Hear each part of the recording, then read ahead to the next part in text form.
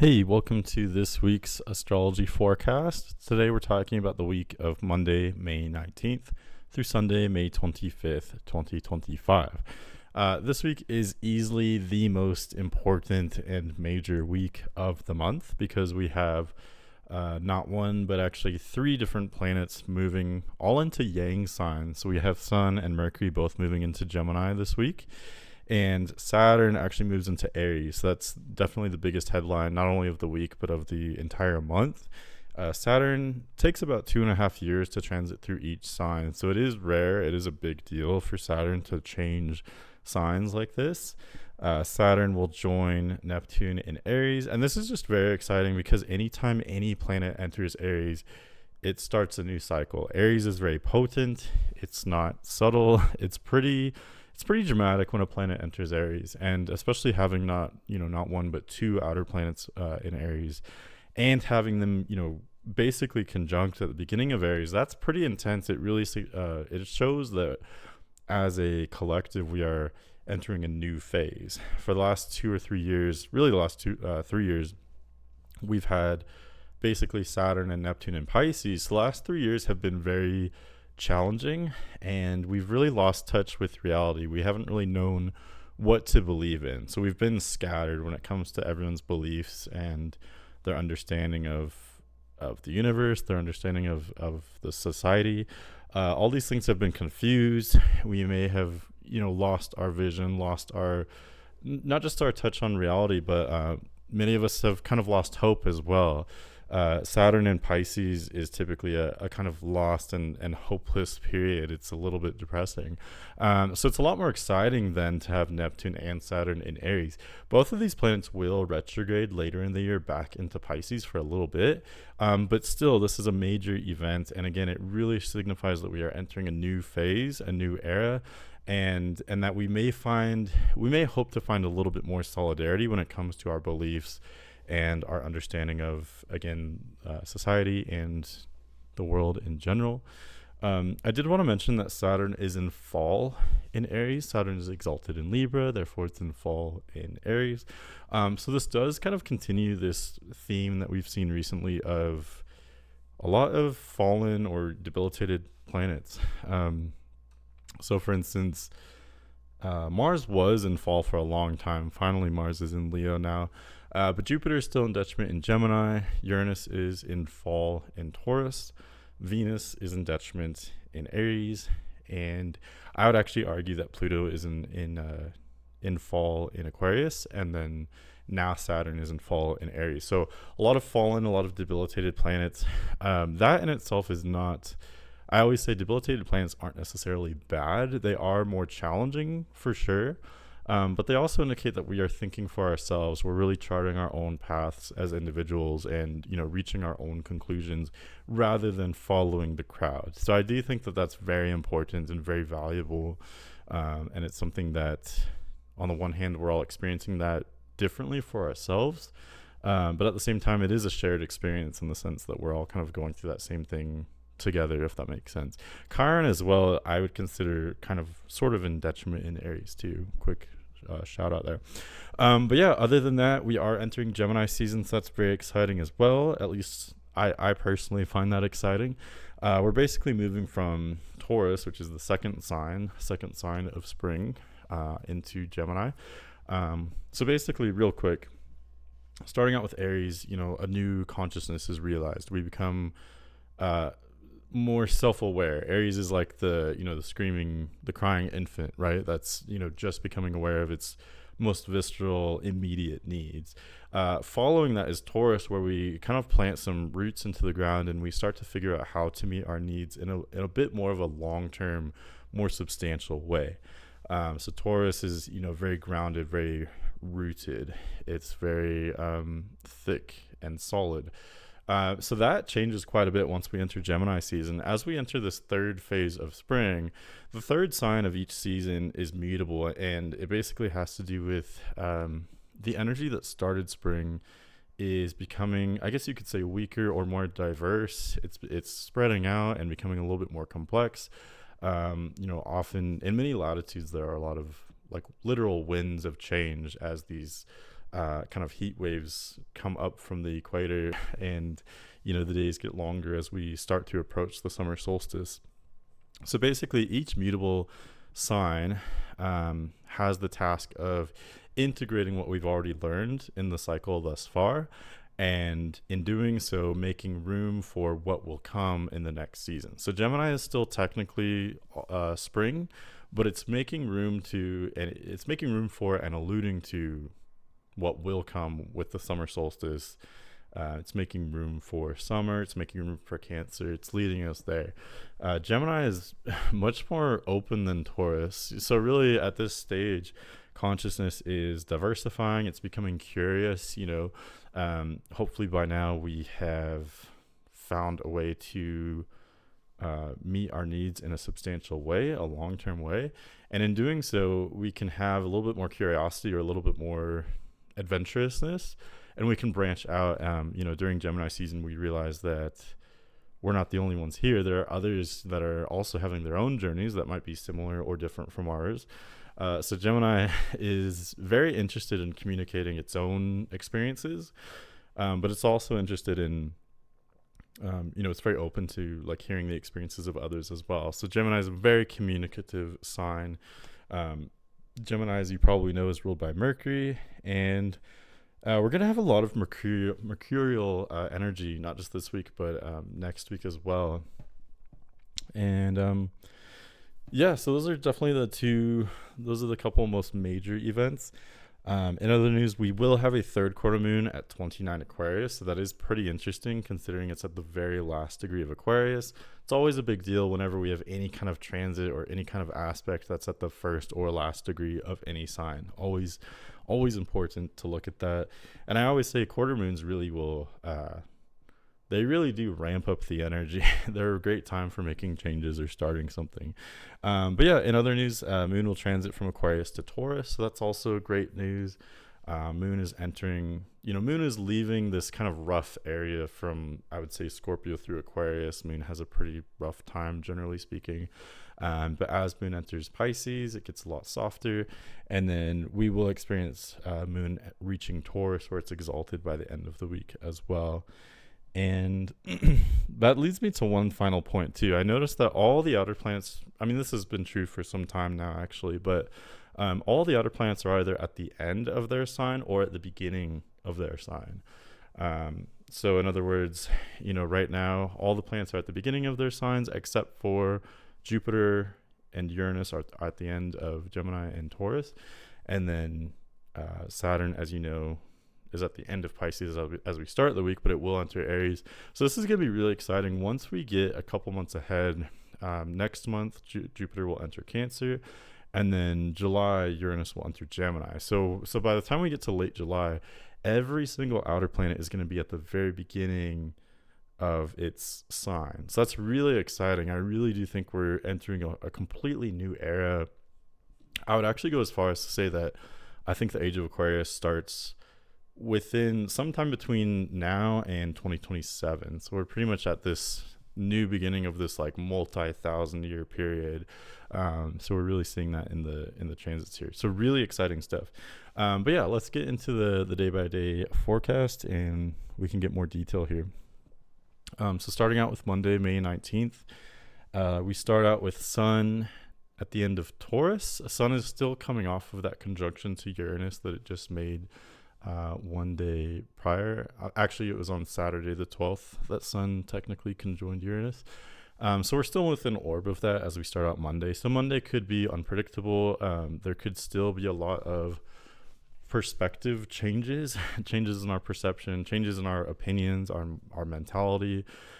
These changes are unpredictable. I always say, like with transits or aspects with Uranus, these aren't necessarily breakthroughs that you have worked toward these breakthroughs, but at least in my experience, it doesn't feel like it's not the kind of realization that you toil away. You go through all this thought and analysis and then you come up with the answer. It's more just this may be a change in perception that just hits you out of nowhere. Like you're not even thinking about this particular thing, this idea, this part of your life, whatever it is. You may not even have been thinking about it a whole lot.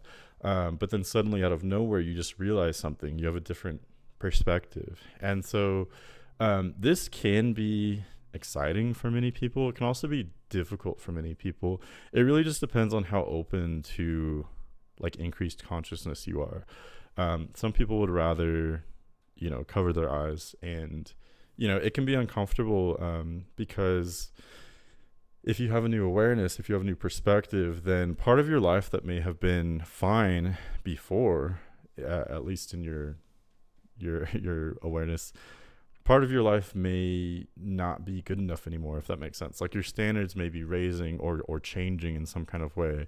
You may realize that, maybe there's a way better way you can do something in your life, or I don't know, you may, like this change in perspective, it does give you responsibility because it gives you a choice. With this new awareness, are you going to implement any kind of changes? Are your actions going to be any different, or are you just going to continue doing the same thing you've always done? Ultimately, that's your choice, but that's a major distinction with Uranus. The change comes from within. It may feel and look like the change comes from the outside, but really it comes from in your consciousness. And then from there, it's like a second step. It's up to you to decide if you want to make like a physical external change. So kind of a weird, weird way to start the week for sure. It's also been so strange with Uranus and Taurus because, Taurus is typically the most stable sign. So having Sun conjoining Uranus, it does shake things up a bit. And I believe I mentioned this in the last week's forecast as well, but I would pay especially close attention to changes in nature, changes with like natural events, weather, climate, earthquakes, things like that, and also changes with stocks, values, commodities, finances, investments, things of that nature, because we may be changing what we value or what we wish to invest in at this time. Also more kind of Aquarian and Uranian vibes because at this time Moon is still transiting through Aquarius, and of course Moon is rapidly approaching that third quarter Moon aspect. So in other words, like Sun in Taurus, Moon in Aquarius, these signs do square each other. So in other words, Sun and Moon are squaring each other by sign, just not by aspect quite yet. So this is going to add even more kind of unpredictable and, Uranian or Aquarian energy. These energies are associated. This could facilitate even more kind of changes in thinking, and there could be changes when it comes to like what groups do you align with. Like maybe you're changing what groups or what ideas you resonate with. So changing ideas, changing groups, changing, you may feel maybe more aligned with the groups that you associate yourself with, or maybe less aligned with them.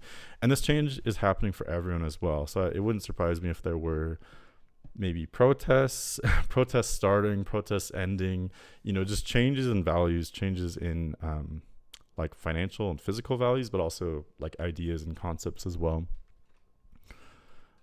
Really funky start to the week.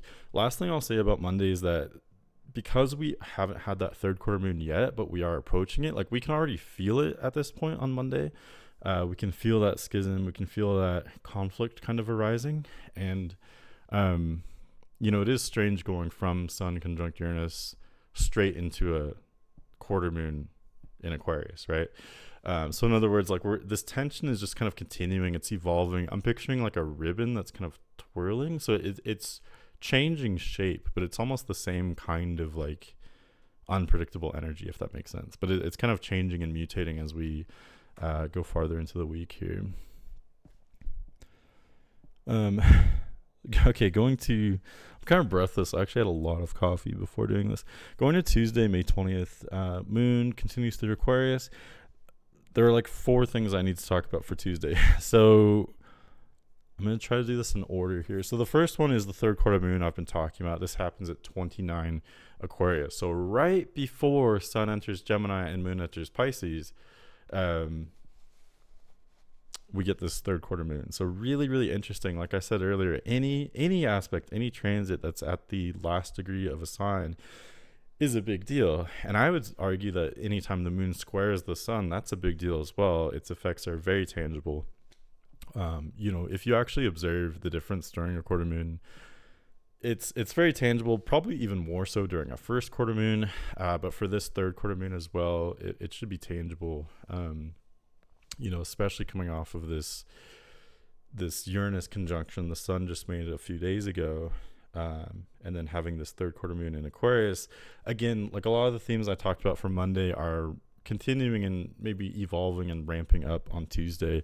There may be conflict or tension. The tension just comes because quarter moons are always a great time for change. Third quarter moons in particular are more about like philosophical change, mental change, emotional, spiritual. The moon is starting to wrap up its cycle, and as the moon approaches the sun again, and the moon is losing light at this point, it's waning.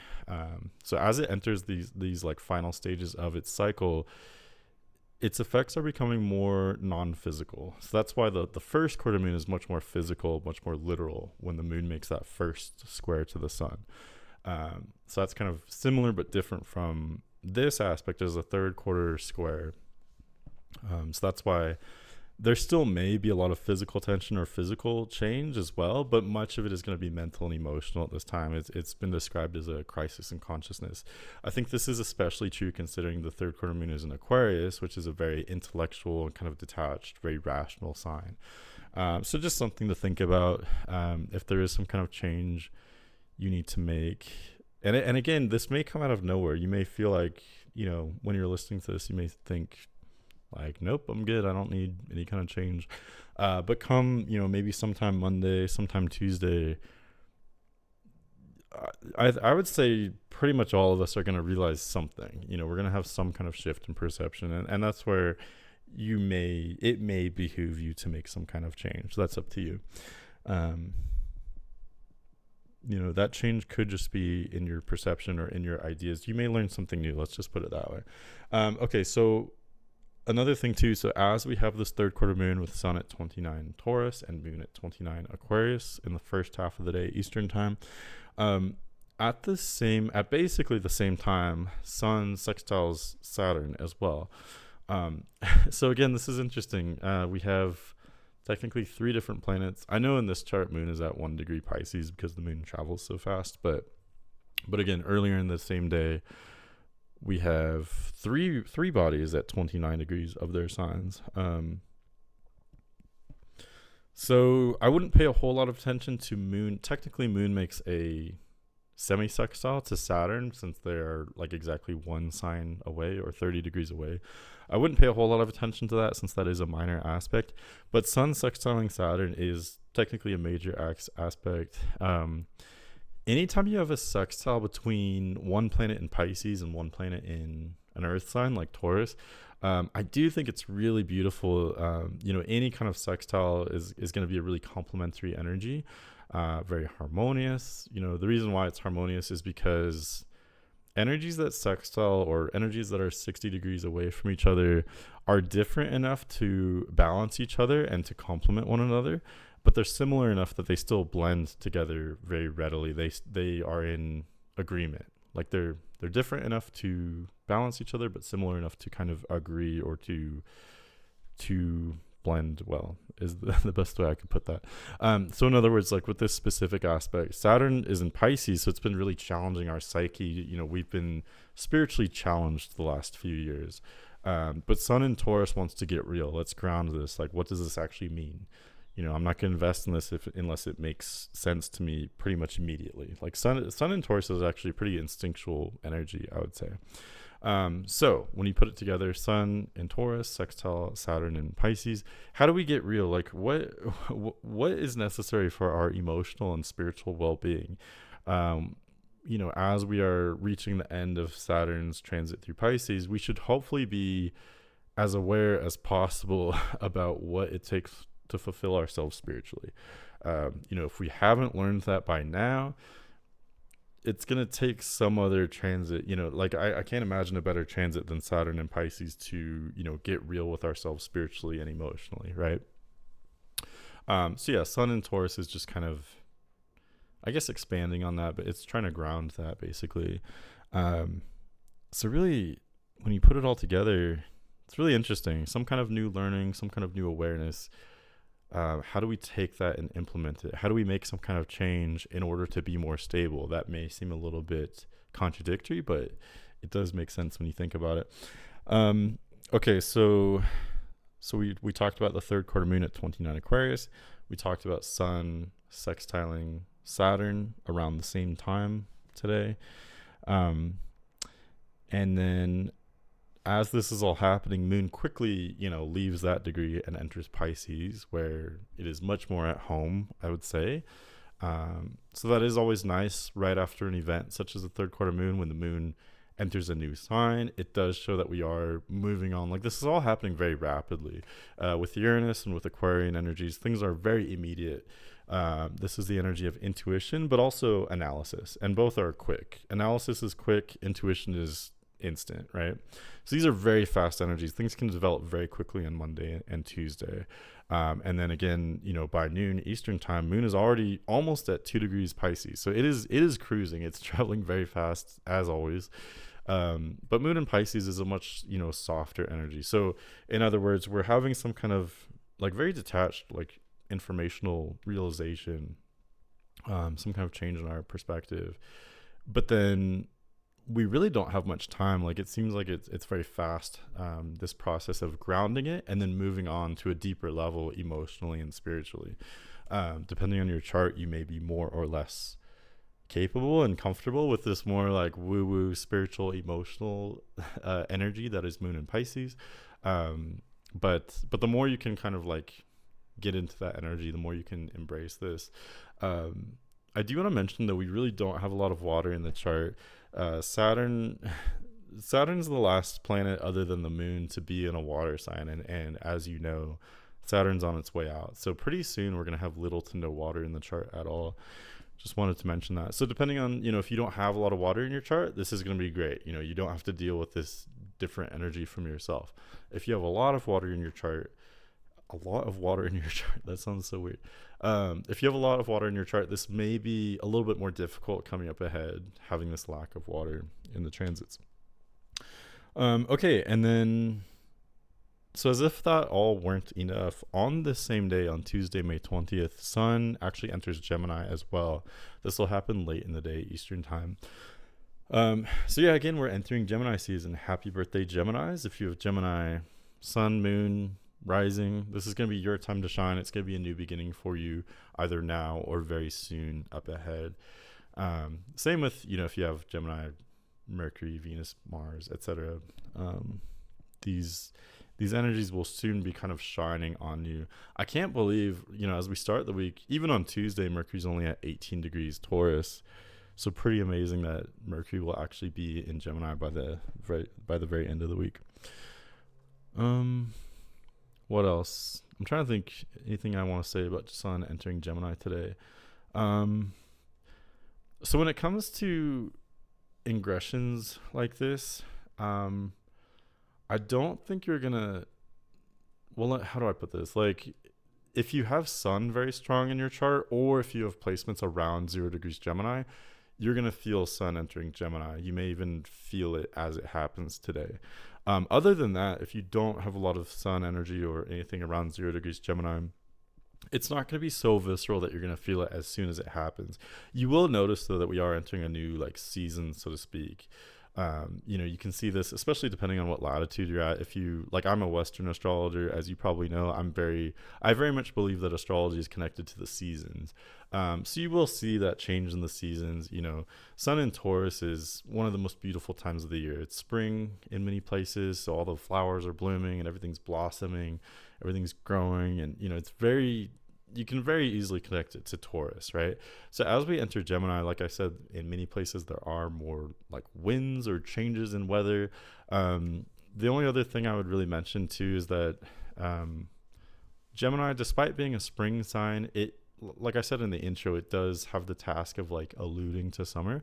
So when it comes to weather at this time of year, you'll have a little bit of spring, a little bit of summer, and it'll go kind of back and forth. And you can see the energy of Gemini through that kind of back and forth motion. Same is true for basically any mutable sign. But, Gemini can't really make up its mind. Is it this way? Is it that way? Am I spring? Am I summer? I'm a spring sign, but I'm kind of acting like summer part of the time. It sees both sides. It can be all and above. Actually, I was just thinking, I think yesterday or I was just observing how many Geminis are either, uh, they're either very shy and like very, people pleaser, and they want to, play, like draw within the lines, all color within the lines all the time. Or many Geminis are the opposite. They're very crass, very crude, very outgoing, very blunt. And then many Geminis as well can kind of oscillate between the two. So we can kind of see that in nature as well at this time too. Anyway, let's go to Wednesday, May 21st. So now we're kind of playing with these very new energies, right? We've just experienced this really big shift, going straight from Sun on Uranus to the quarter moon. And then suddenly we have Sun in Gemini. Moon is already halfway through Pisces by noon Eastern time. So yeah, the energy is just very different comparing Wednesday to Monday. Monday, I don't know, I just feel like these planets are more kind of scrunched together, right? Sun's still in Taurus, moon's still in Aquarius. There's just this huge change going to Wednesday, if that makes sense, with both the luminaries changing signs basically at the same time. So yeah, suddenly we have a lot more mutable energy. Sun in Gemini, moon in Pisces. I would argue that Gemini and Pisces are the least structured signs. They are the most adaptable. They're the most camouflaging. They're chameleons. They're both kind of hippie energies as well. Gemini and Pisces want to just, take it real easy, go with the flow. It's all good, man. Like, what else? So yeah. So in other words, on Wednesday, I think part of this is that we're adapting to a lot of changes that just transpired on like Sunday, Monday, Tuesday. There was a lot of really heavy stuff. There were a lot of new developments, a lot of learning, a lot of changes that were made because of that learning or because of that perception shift.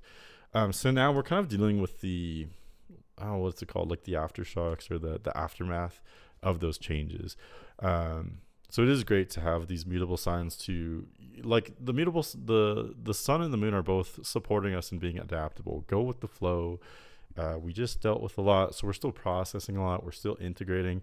All the mutable signs have to do with learning and integrating on some level. So Gemini and Pisces both have to do with learning and integrating. Gemini is a little bit more mentally oriented, while Pisces is more spiritual, intuitive, and emotional. But both have that task of learning, integrating, adapting, etc. So I do think that's really great, following a lot of intensity to have these kind of more easygoing, mutable transits on Wednesday. I'm going to jump ahead to Thursday because there actually aren't any exact aspects on Wednesday. Thursday, moon continues through Pisces. Around noon, just after noon Eastern time, moon will enter Aries. But I should actually back up. So just before the moon enters Aries, moon will actually conjoin Saturn, which is pretty interesting. So again, we have multiple kind of planets, I guess you could say, lining up at the very last degree. So moon and Saturn at the very last degree of Pisces. I think this is actually really significant. Sometimes, like a more background, like large event, like Saturn at the end of a sign, that's happening kind of in the background. But once we get a much faster body, like the moon passing and conjoining that energy, it really highlights that energy, if that makes sense. So in other words, moon conjoining Saturn at the end of Pisces, it wouldn't surprise me if we experience kind of like a flashback at this time. Like, how much have you learned and grown over the last 3 or so years since Saturn has been in Pisces? You may have this flashback, or you may have some kind of like test, some kind of experience being brought up, some kind of experience that you've dealt with the last 3 years, and that you've probably learned, like maybe you've learned not to do something, but you may have an opportunity to go back into that cycle again on Thursday, if that makes sense. So like, I don't know, this is kind of cliche, but let's say you have like a toxic ex and you finally learned, like, do not text this person, do not get wrapped up in their games. But maybe this person, like, maybe you're having a weak moment and this person just happens to message you on Thursday. This is like a test. Are you truly done with this experience, or do you want to go back in and do it all again, right? Or it could be maybe a vice, maybe something that you're struggling with that you want to quit, and you get like a urge or a craving or an opportunity to do it again on Thursday. Could be something like that, or some other challenge that you've dealt with the last few years, something like that. This is going to be especially true if you have placements around 29 Pisces. Um, Other than that, I would say like if it is something truly challenging you that's really heavy, don't fret. This will be, this is the moon we're talking about, so it's gonna be very, brief. Moon will quickly cross over Saturn, and it'll already be well into Aries by the end of the day. Also on Thursday, we do have two aspects. So because we have multiple planets at the beginning of their signs, or how do I put this? Because all the outer planets are either at the end or the beginning of their signs, and Sun also happens to be leaving one sign and entering a new sign. Sun Sun either Sun is basically going through this process of aspecting all the outer planets, if that makes sense. So Sun has already aspected Uranus and Saturn, um, and Jupiter, I guess, before that.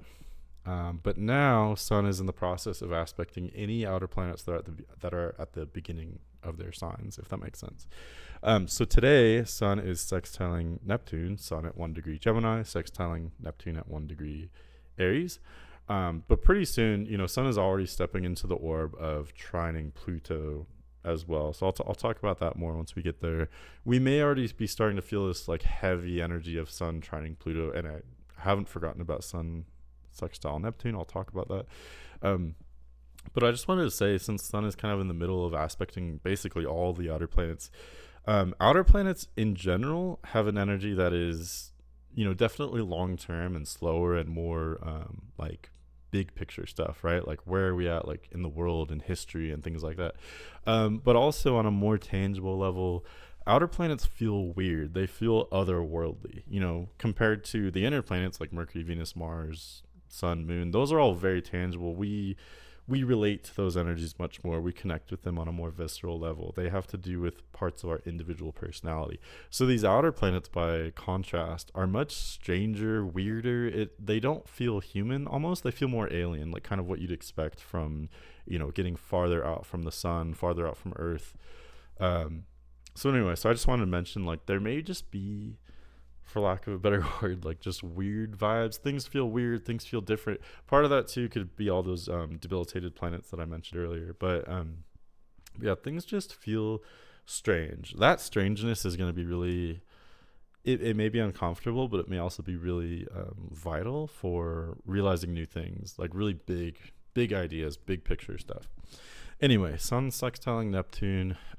This is great for any kind of new intuition. You may be channeling at this time, channeling information, channeling ideas. This could be really new stuff. Both Gemini and Aries are very playful energies. They're very open and outgoing. They get bored really easily, so they're very restless. These are both kind of like childlike energies, I would say. So with Sun at 1 Gemini, Neptune at 1 Aries. These are both really interested in bringing about new ideas, new concepts, new activities, right? So this may be especially relevant if you are kind of like a creative or artistic person.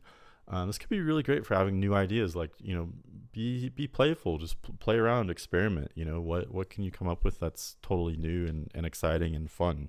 That's what Gemini and Aries are interested in. Also today, this next aspect is one of my all-time favorites, and that would be Venus trining Mars. This is so fun. Venus and Mars both have to do with pleasure and desire. Venus, of course, is more like the feminine side of that, whereas Mars is the more kind of masculine side. But both have to do with desire, pleasure, and especially when you put them together in an aspect like this, both can be very romantic and they're just concerned with whatever sort of feels good, if that makes sense. And both these energies, not only do these planets have to do with pleasure, but because both are in fire signs right now, these are very hedonistic energies. They're very pleasure seeking, very self-indulgent. Venus at 16 Aries, trining Mars at 16 Leo. It's a really interesting pairing because Mars is pretty at home in Leo. Mars does well in basically any fire sign. Venus is in detriment in Aries, though. So despite these planets being in very similar signs and they're very much in agreement, they're making this like very, very solid phone call, so to speak. They're having this connection. They're getting along. They're totally agreeing. And yet, in a way, they are in different places because Venus is not herself. Venus is not at home in Aries. So in other words, like Venus is in this faraway land. She's like, I don't know the customs here. I don't know the language. I'm a little confused. Venus typically has to do with romantic love and, you know, whoops, I don't know why that happened. I have a new computer. I don't know if I told you that. So I'm actually pretty excited about it. But yeah, Venus typically would have to do with romantic love. So like two people coming together, right? That harmony. Venus is at home in Libra, which has everything to do with, other people's thoughts and emotions and meeting them halfway, right? That's what Venus is typically all about. But Venus in Aries is much more self-focused.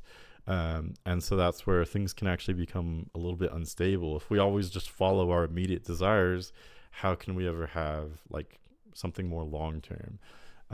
Venus is more at home in Libra or Taurus, which are much more about like foresight, right, and stability.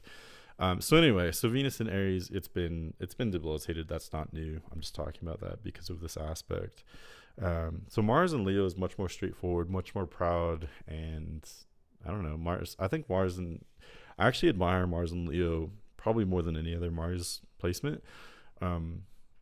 Anyone who has Mars in Leo will not stop fighting for whatever they believe in. So, for instance, in this last American election, both candidates, Kamala Harris and Donald Trump, both have Mars in Leo.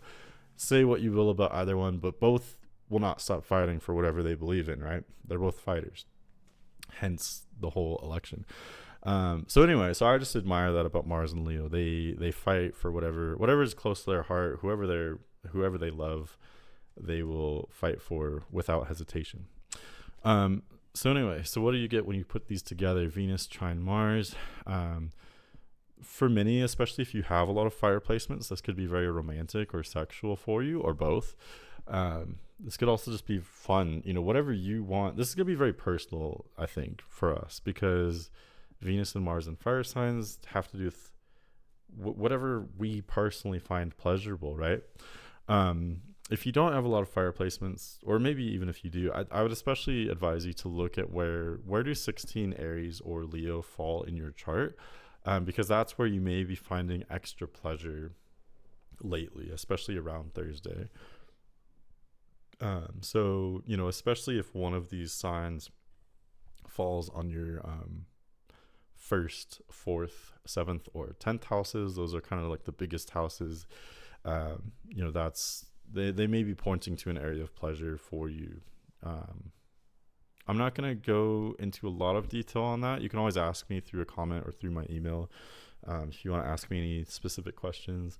I'm still offering readings, by the way. I just slashed my rates recently, so check out my information in the description if you want to look into getting a reading, or if you want more information about that.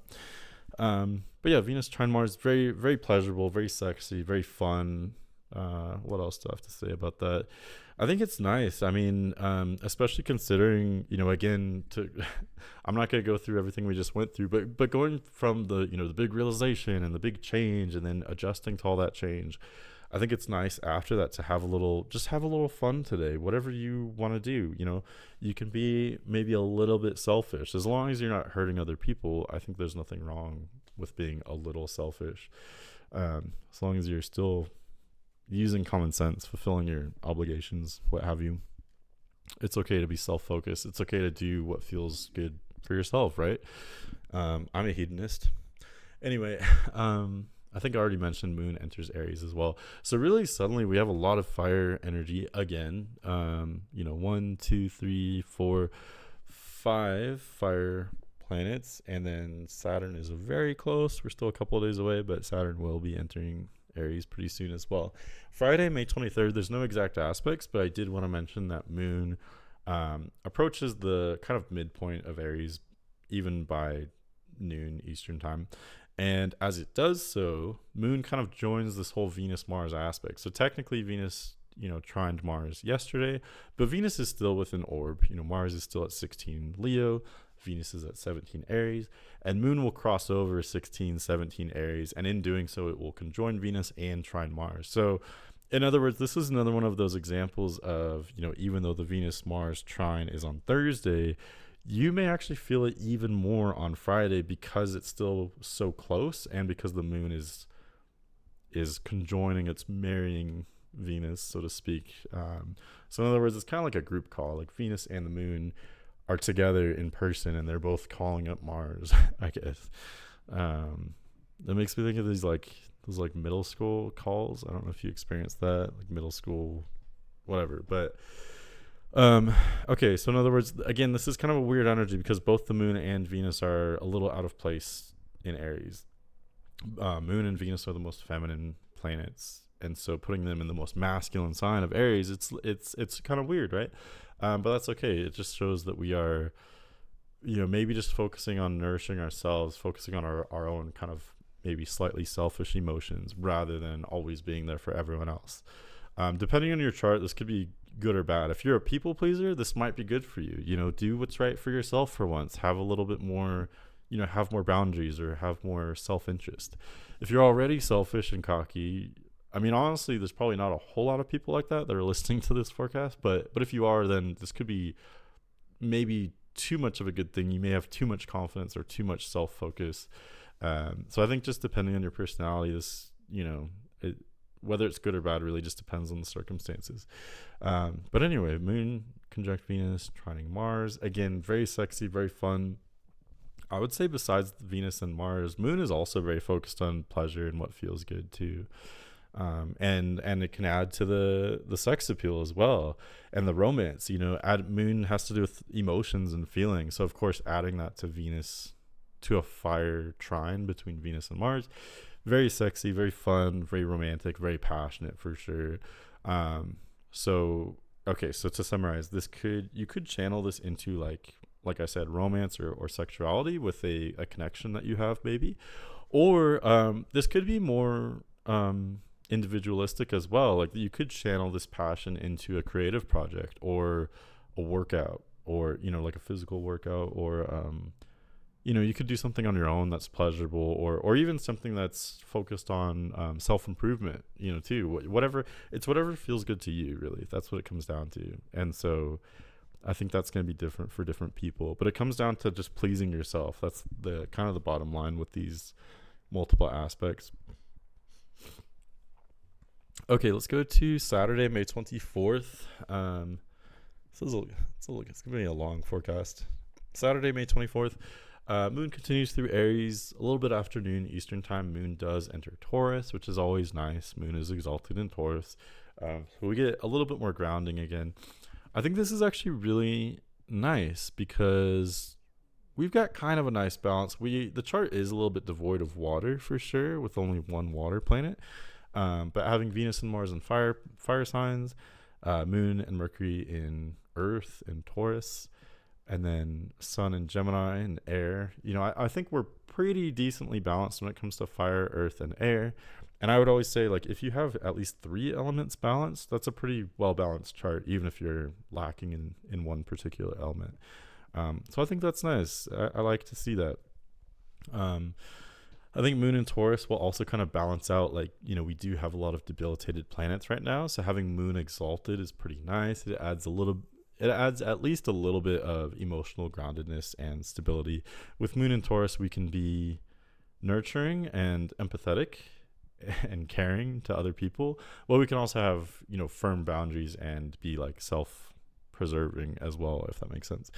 We do have a few aspects to go through today. So Saturday is actually the big day when it comes to Saturn entering Pisces. That's probably the biggest deal. Biggest deal of the week, biggest event of the month for sure, easily, I would say. We're really entering a new chapter. I'm really excited for this. I don't know exactly why, but Saturn in Pisces seems to be a very challenging phase. I researched this a while ago for a video that I ended up not ever doing, but Saturn in Pisces, every 20 something years, I don't know. It seems like society kind of loses hope. They don't know what to believe in. There's no future. We don't know. For the past few years, we haven't known what to manifest for the future. We haven't. I don't know. It's almost like the what's the word? The angsty teenager kind of. It's an angsty teenager phase that society goes through in a way. It's I don't know what to believe in. There's no future.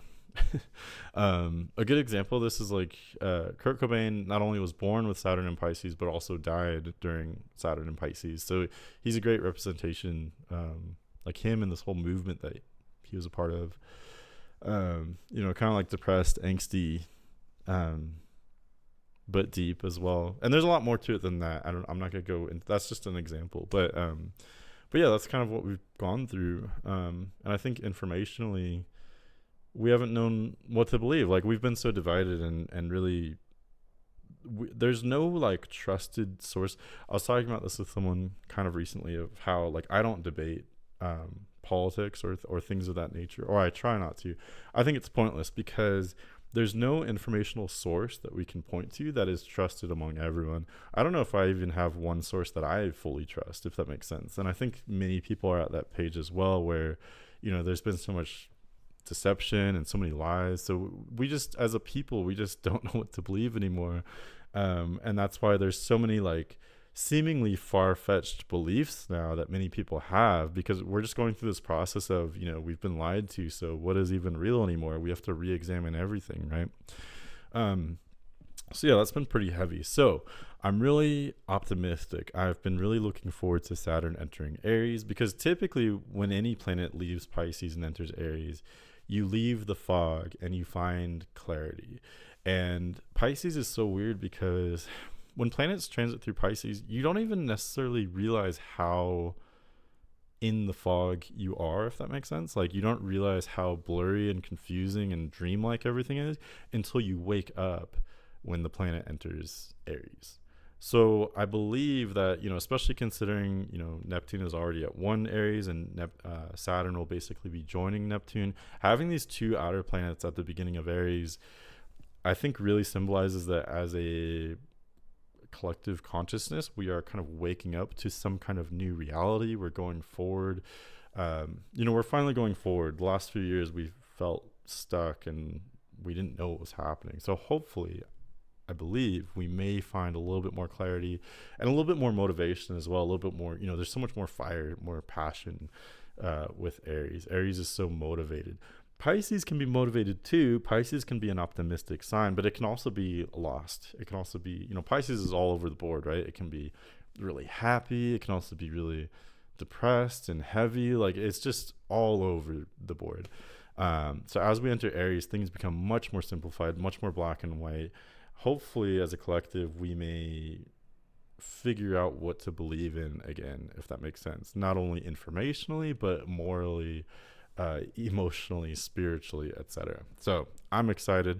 Also want to mention too, there's just so much yang energy. With Saturn entering Aries, this means that all the outer planets other than Uranus are in yang signs now. And this is really exciting. I actually talked about this in the first video that I ever posted way back in January 2020, where as we get into the last half of this decade, all the outer planets are going to start lining up in the yang signs. Of course, Jupiter enters a new sign every year, so that kind of oscillates between yin and yang.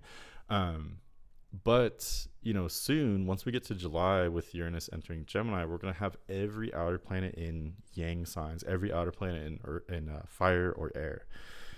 So that is exciting. It's just one more indicator that we are entering a new phase, a new wave, a new cycle, a new era. I really don't put that I don't mean that lightly. I know I'm always talking about like new chapters on this channel and new phases, but this is something really major. Like this only happens every couple thousand years, this new beginning that we're about to witness. Okay, 2 other aspects today. I have to wrap this up. There's so much going on. I want to keep talking about it, but I don't want this to get too long. Also on Saturday, so besides Saturn entering Aries, Moon will also, I already talked about Moon entering Taurus, and then there are 2 aspects today as well. So one would be Sun at 3 degrees Gemini trining Pluto at 3 degrees Aquarius. I mentioned that a couple days ago, or I mentioned that when I was talking about Thursday, Friday, something like that, about how at least in my experience, when it comes to any aspect that has to do with Pluto, at least from my perspective, I think Pluto is a very heavy energy. It almost doesn't matter if it's a trine. Like trines are harmonious. Trines are generally the easiest aspect, I would say. But still, when you're dealing with Pluto, it's still going to be heavy. Maybe you're having a relatively easy and stable connection with this dark, heavy energy, but it's still going to be dark and heavy, if that makes sense. It's still Pluto that we're talking about. So Sun trining Pluto, it's really interesting that this happens at the same time Saturn enters Aries. You could almost say that, I know the name of this. I'm actually forgetting. If you know it, you can leave it in the comments. But there's this aspect between 3 points. It's a triangle. It's not a grand trine, but like a minor trine maybe, or minor. I forget what it's called. But anyway, there's this kind of triangle that has formed between Sun and Pluto at 3 degrees of Gemini and Aquarius, and then Neptune at 1 degree Aries, Saturn at 0 degrees Aries. So in other words, Sun is, basically sextiling Neptune and Saturn, and Sun is also trining Pluto, and then Pluto's sextiling Neptune and Saturn as well. So 2 sextiles and a trine. So what does that mean? So all of these are very, again, these are all in Yang signs. So it's pointing to new spontaneity. Like, I'm just so excited about this. We've had so much heavy energy, I would say, between 2008 when Pluto entered Capricorn all the way up to, the last few years or so. We've had so much Capricorn, so much Pisces energy as well, with Neptune in Pisces for most of that time. So it's just been so heavy for all the 20 teens and even, up till recently. So that's just so different than what we're starting to see now, where I predicted this years ago, where there's going to be so much new activity, new policies, new changes. We're finally moving forward. Like I think there was a lot of gridlock, there was a lot of tension, and there's almost this kind of like battle that we saw over the last 15 years or so. So now finally we are getting a little bit more fluid, a little bit more spontaneous, and much more action oriented as we start to enter this last half of the decade. And this is only going to continue. There's only going to be more Yang energy, more spontaneity, more new developments. I can't predict exactly what those new developments are. I can only predict this uptick in the energy and much more action, much more. You're going to see this in history as well. There's going to be much more like tangible historical events between 2025 and 2030. Okay, one more aspect too. So Mercury conjoins Uranus as well. So this is another aspect. I can't imagine a better pairing other than Mercury and Uranus when it comes to new realizations, figuring something out really quickly or instantly, even some kind of new information or new perspective that just hits you out of nowhere. I never realized I could do this, or this I didn't realize this was actually this way. Whatever your realization is, it's likely that this part of reality that you're figuring out has actually been that way for a long time. So again, it's not the external environment that is generally the source of the change with Uranus aspects. It's you, it's your consciousness, it's your perspective of reality that's changing, not the reality itself. And then that gets tricky, because if your perspective changes, then that actually does change your reality, as you probably know. But again, I do want to make that distinction of, Uranus is not a fire energy. It's more of an air energy. It's more mental. It's your perspective that's changing. So anyway, Mercury crossing over Uranus. What are you learning today? You're probably going to learn something. Your perspective will change with something. It could be, I think as a people, like collectively, Mercury conjunct Uranus in Taurus is changing how we view our investments, commodities, values, financial stuff, but also just what do we invest in general? Our time, energy, money, even our passion or emotion. Like, where do you invest those things? That's what we are exploring on a collective level. On an individual level, you have to look to where 27 Taurus falls in your chart, because that's where you're figuring something out. That's where you're finding some kind of new consciousness. And again, we just experienced something very similar with Sun conjoining Uranus basically in the same place about a week ago. So it could be kind of like a 1-2 punch. It could be some kind of new, it could be the same area that you had some realization in last weekend. Now you're having a new realization again. It's in a similar area. Okay, that's it for Saturday. Let's go to Sunday. So Moon continues through Taurus. Kind of interesting how we're seeing this kind of grouping, right? Sun still in the first several degrees of Gemini. Mercury's quickly catching up to the sun, and then Moon is also quickly catching up to Mercury and the sun. Um, so we will have, in next week's forecast, we will see Sun, Mercury, and the Moon all kind of cluster together, which will be really interesting. We're going to have this huge burst of Gemini energy. So I'll talk about that in the next forecast. As for Sunday, though, we do have Mercury entering Gemini afternoon Eastern time. And as it does so, this is really interesting. So because Saturn is still at 0 degrees Aries, as Mercury enters Gemini, it will immediately sextile Saturn. So this is really exciting. It's so interesting. Only a few days ago, we had Sun in Taurus sextiling Saturn in Pisces. Now we have Mercury in Gemini sextiling Saturn in Aries. So it's a very different aspect, I would say, even though it is a sextile. It's different because, now both are in yang signs. It's also interesting because Mercury's in domicile in Gemini. So I'm actually really excited for this, especially considering we have so many debilitated placements elsewhere. It's really nice to at least have Mercury and the Moon being in domicile and or exaltation. So at least when it comes to our thoughts, communication, our feelings, those are how we would expect them to be, if that makes sense. With Mercury and Gemini, we may be very communicative. We may be more oriented toward reading, writing, speaking, however you communicate, texting, whatever it is, speaking in person.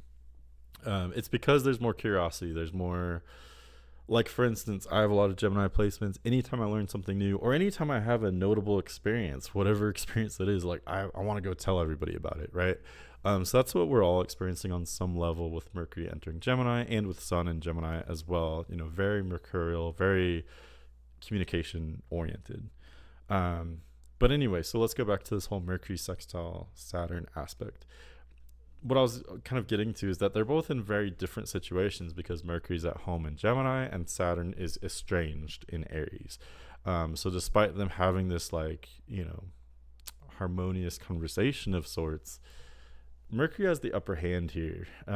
Mercury is, very clever, very, very quick moving in Gemini.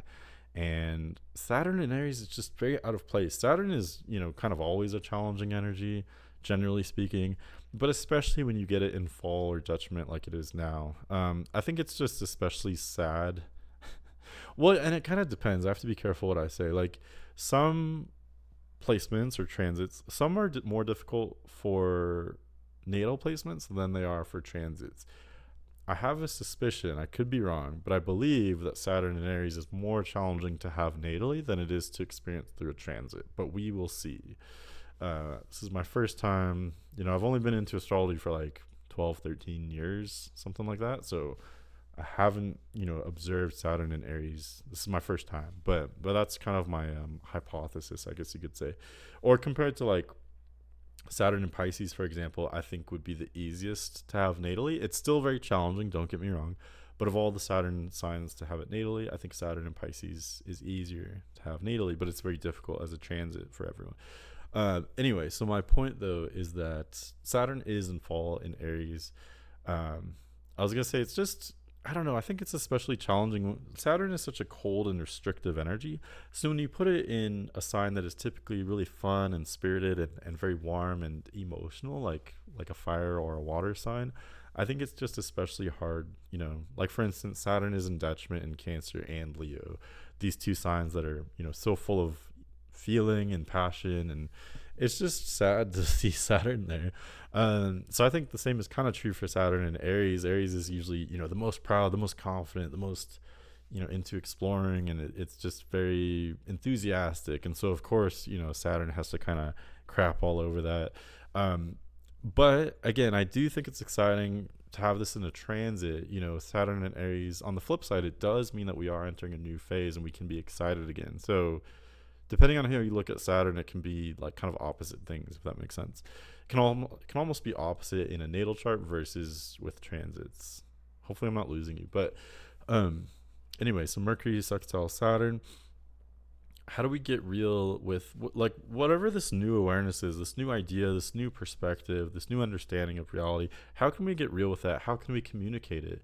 How can we diversify it? That's what Mercury is kind of doing to Saturn, if that makes sense. That's what this connection means. That's what my interpretation would be. Anyway, okay, but this is getting really long. We're at the hour mark now, but thanks so much for listening. I hope this helps.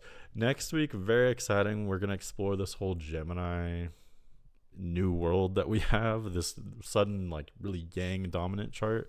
It's gonna be really exciting as we wrap up May and start to enter the last few days of May. Next week, we're gonna have a new moon in Gemini, and we're gonna have Mercury conjunct the Sun, kind of all around the same time. So in other words, we're gonna have that Sun Mercury moon cluster in Gemini that I was just talking about. But yeah, I hope this helps you. Thanks as always for listening, and I look forward to talking to you next week.